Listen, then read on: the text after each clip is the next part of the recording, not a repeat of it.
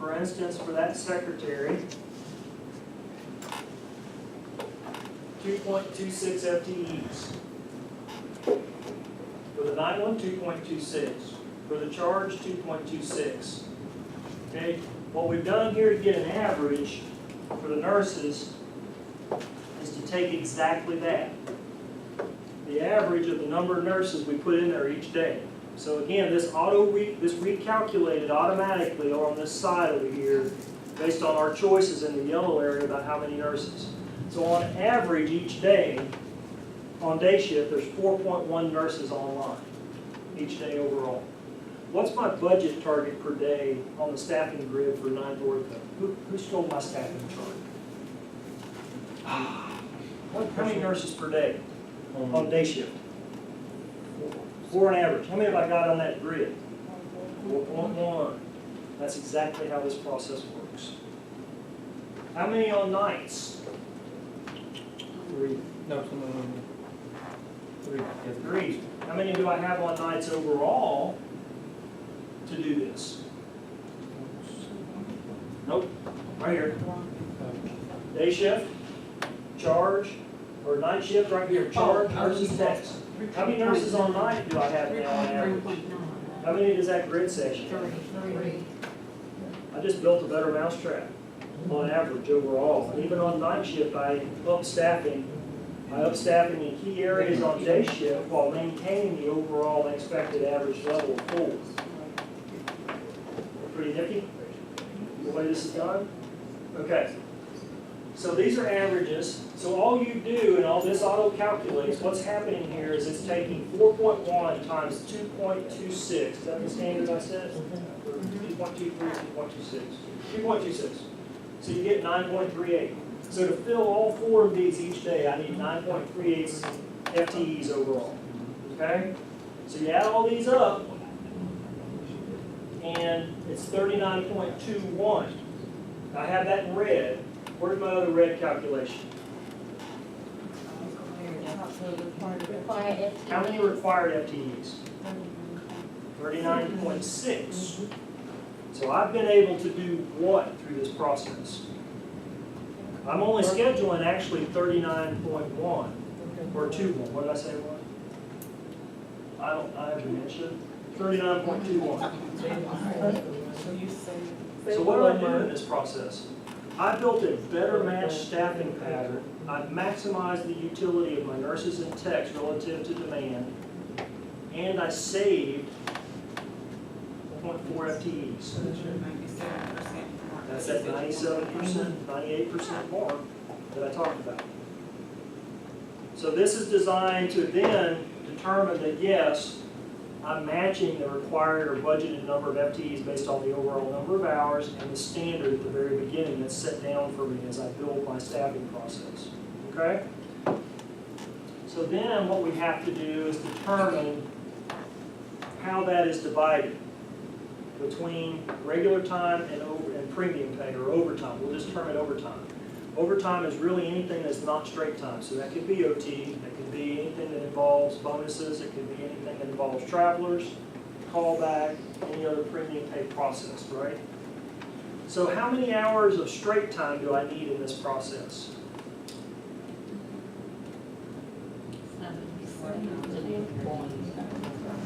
Well, how many? Yeah, it's 74,000, but it's 36 FTEs of straight time. Okay? So 3.21. 3.21 FTEs or 6,600 hours of something else that's not straight time. Okay? As it stands right now. So let's talk opportunity around how we further adjust the FTEs. Does that sound too high? What's our kind of our target for overtime on your productivity on ClickView? Less than 4%. So that's really kind of your benchmark in this. Okay? So what can I do with respect to, let's go down here to nurses at 0.38. Am I really going to pay 0.38 FTEs of overtime? Because all of this assumes full-time people, right? These are your full-time. I'm going to hire 36 FTEs of time at 0.9 per, basically, and the ones for you and your admit discharge in this case. what does this really have an opportunity for us to say? And we go back to this standard right here, and how we divide the pie. So I've got, in this case, for the nurse on day shift, 0.38 FTEs of need that's not regular. Could I hire 3 or 4.1s as PRNs to cover that and cover those hours? Could I do the same thing for techs to an extent?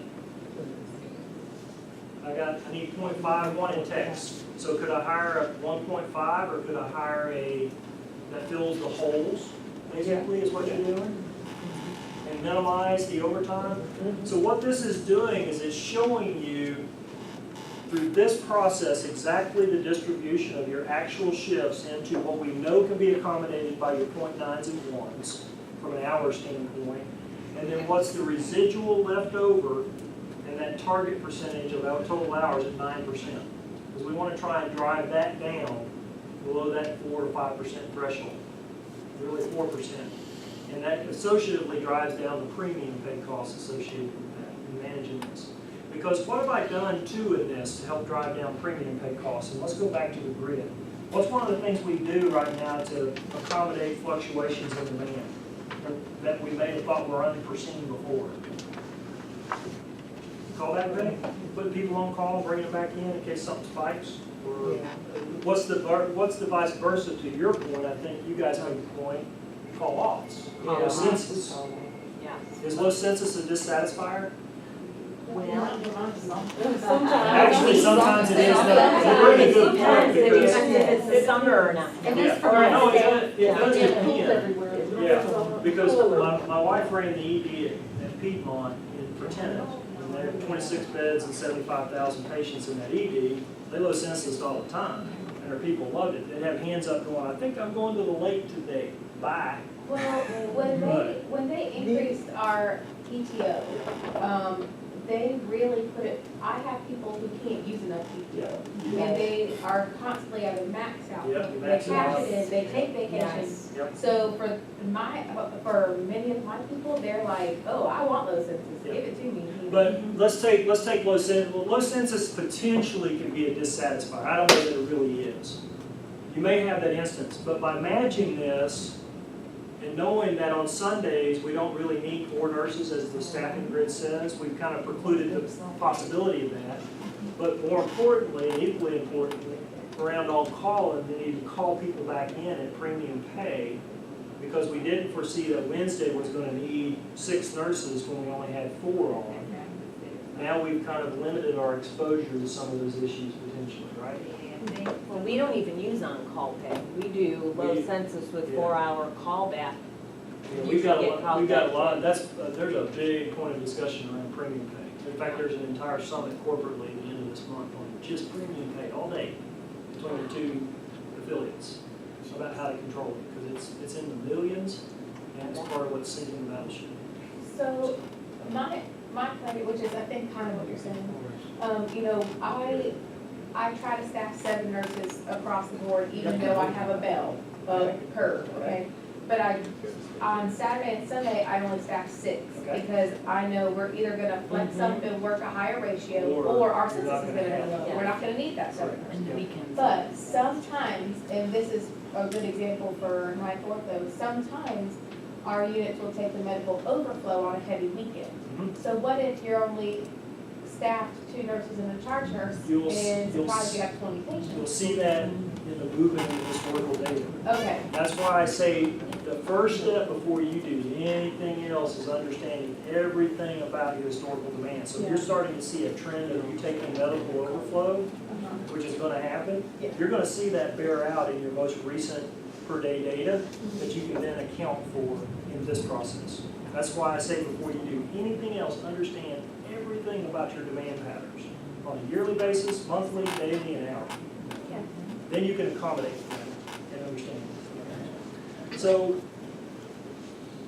when we go back to this, our goal in looking at this 3.21 number is to understand how it's divided. So we know we're going to be able to hire at least 36 hours of full-time, straight time.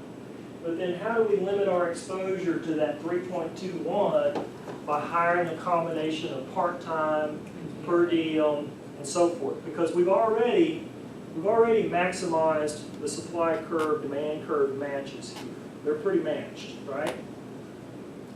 So how do we limit the exposure? And that's where you get to make choices and saying, you know, for the PSTs here, I'm gonna hire some couple point fives, a couple point ones to supplement the holes. For the nurses, the same way. And then I've got a 0.26 for the secretaries. Does it make sense to hire a part-time secretary, or just gonna pay overtime for that? Functionally for y'all, what does it makes more sense for you? Or do you cross-train? But if you cross-train, fundamentally, what happens? You're paying overtime, potentially. PRN people can work. Well, now, if it's a PRN, no, if it's a PRN person, but if you cross-train, say, a PST, You're saying from a standpoint of, we have a full-time PST who's cross-trained. that's cross-trained, they Then work from an this extra standpoint, shift to that cover would the be hole, considered because if you hire two, you need two, you got the 0.26, you got Yeah. that 7th day open. Yes, if you're working Yeah. to that grid, yes, if you're Right. overtime. She's thinking about Like flexing real- up Yeah. to pull a tech. Well, that's right. your, yeah, no, you're That's all I exactly got. right, that's your choices as a manager, once you get this base Right. built, to kind of understand how to use it functionally, that's correct, yeah. So you make a good point in that, about, these are your choices that you make as the business owner about how to limit your exposure. Because our real goal in this is, what's our real goal? We haven't even went there yet. We gotta control the dollars. Ultimately, it all translates to dollars and appropriate use of dollars. So what you're really after is how can I be as flexible as possible, cross-train, I still remain on my budget. limit my exposure here to this overtime potential through use of cross-training, PRN, part-time, whatever it may be in that sense, okay? So as you make these choices, that's where you bring this down with the goal of trying to bring this down below, say, 4% of the target as a starting point, okay? Makes sense so far? Makes sense so far? What questions do you have? What's unclear? I know it's a lot of information. I need to put my numbers. Yeah, you need to put your numbers in and play with it, okay?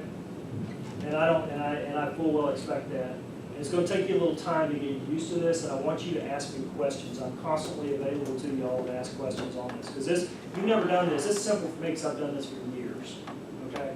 If you've never touched this and seen it, you've gotta digest it. Okay, so what's our last step? And I don't really have it on here, but I want to talk generally about it. You gotta convert this to dollars, okay? Now this gets a little harder for y'all because you don't truly know this. You kind of have the information on your unit, and you can kind of get to it, because you guys as managers in position control, you do know your employees' hourly rates, okay? So what you can do is calculate the average hourly rate, okay? So if I'm saying, because what I've done here finally is I put in all of your straight time hours for each position, and I put in your expected OT. So as you adjust this down and adjust this round, you may say that your average hourly rate for a nurse is $25 an hour. I don't know what it is, okay, on straight time, which would then be $37.50 on overtime, okay? So that's your target. That may be your budget target, okay? And so then you calculate out the associated cost for that. You include for your nighttime, your night diffs of whatever that is. So if it's $25 an hour normally, a nighttime diff is, I don't know, what's a nighttime diff in this world now? 20, 25 bucks an hour? No. A couple bucks, $4? Okay, so at nighttime, for the nighttime nurses, the average would be then 24, and for the techs, it may be 19 or 15 or whatever that number is. The associated overtime rate, unit secretary, same way. And ultimately what you do is you add up a dollars budget for labor based on weekend diffs, night diffs, and so forth, okay? So what is our real goal, and we're gonna get into this more as we control it, as we make decisions around hiring and labor mixes, what's our real goal then? We've set a budget, for instance, with an average of $27.50 for a nurse and $16.50 for a tech.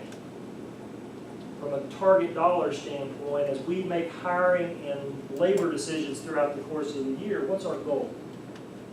To maintain our labor mix in a way that keeps that as close to that average as possible.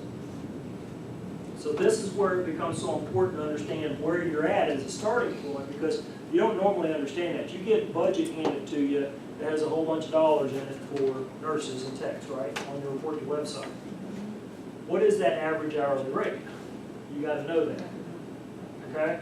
Because you gotta make sure first of all, that you've got enough dollars to cover 76,600 hours relative to what you have in the labor mixes. Make sense? Okay.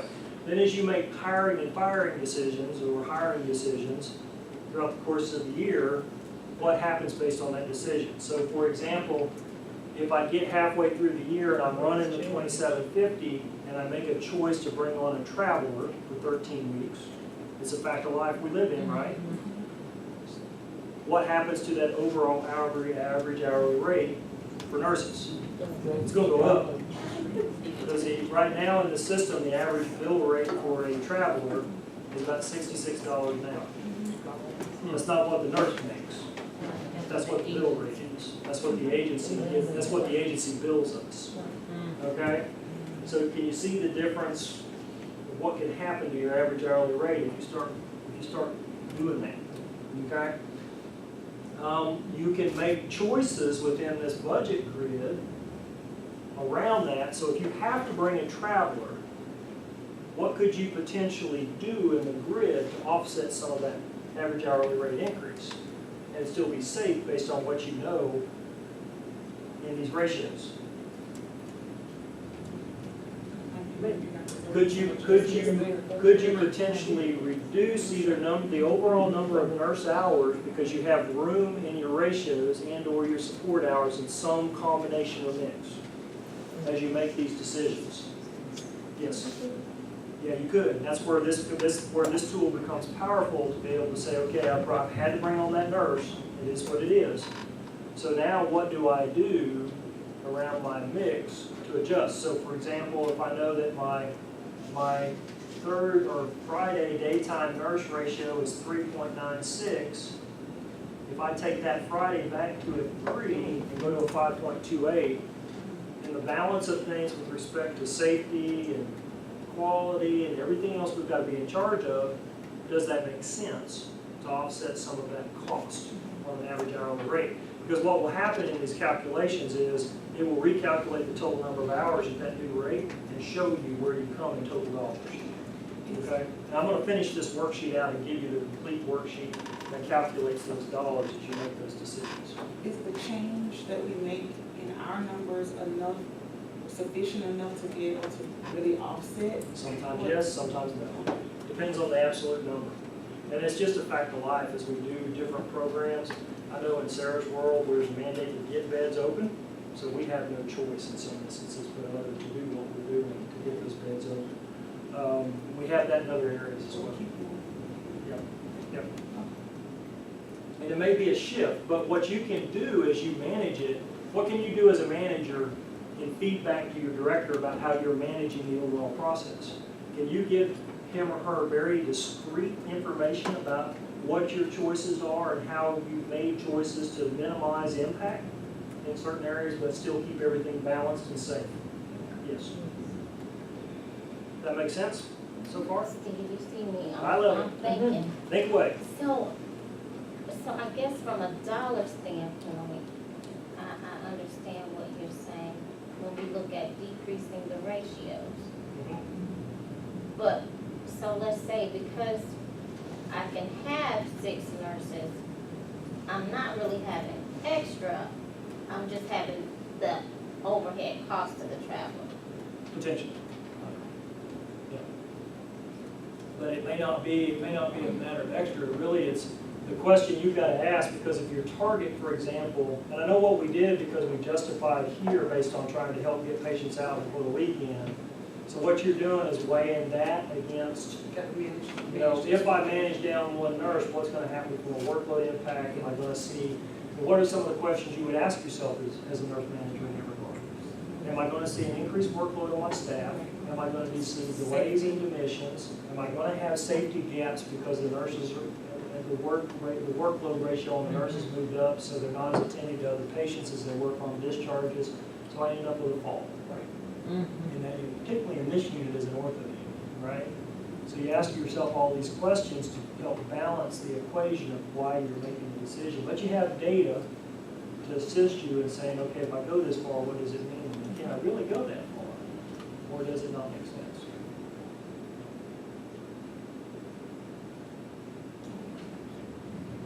It's a quiet group right now. It is a quiet, I know.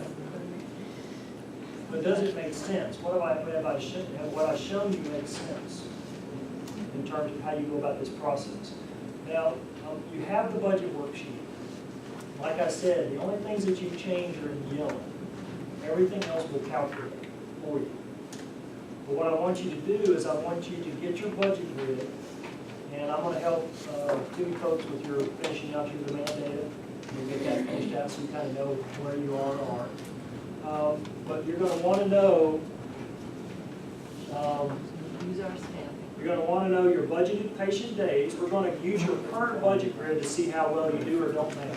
And that's Build the grid. what. So that's that volume, patient days. Is that what's on the bottom of the staffing grid? Is it in the box on the bottom? Yeah. Okay. We started. I'm really off. That, so it's that right there, Okay, and I and just. you're gonna wanna know your work standard, or your worked hours per patient day. You're gonna wanna know your PTO percentage, okay? Once you get those three things inputted, it will calculate everything for you from a starting standpoint. And it matches what's in that little box. And then if you go back to 15. On that box. Yeah, when you get the grid The built. calculation. Yeah. Was I just, What is number 3? Number 3 is work hours. But I guess we just. This one, yeah, this is your overall volume, or your total number of patient days. That's your hours per patient day work standard that they give to you, that's the benchmark standard. That's your PTO percentage, or how much PTO you use on your grid. Yes, about that, that all matches. Yeah, I'll give you, let me give you, I have your original ones. Just don't make it Monday, 'cause I gotta get back. Do I need better? Yeah, I want you to. I have them, Okay. and As I long as put you know in, what it and look, is. it's supposed to be this. But this is my actual census. Well, that's where we gotta, that's where we're like 2 years after kind of learn there's a disconnect. There is, because they only had me for an average daily census of 14, and our average daily census is 18.4. Well, that's based on historical data. We gotta make sure that you're still kind of hitting it. The 18.4? Yeah, we are. 17 point, I just calculated it yesterday, 17.2. So I'm right in, I mean, so it's kind of like, oh, that's right, that was 2017. It was 2017 data we were using. So we're still at 17.2, which is why they've allowed. And we do similar with the grid. On nights and that don't count in the But there is some variability. We told them right now. to the 20. So what do I do about that then when I'm doing Get this? your grid built and we'll talk about Okay, it. Okay? all right, because I'm looking at it going for And on yours, be very careful. This graph shows you, if you just read this graph, you would say, oh no, I'm really busy over here and not so much over here, but actually, you're virtually the same. So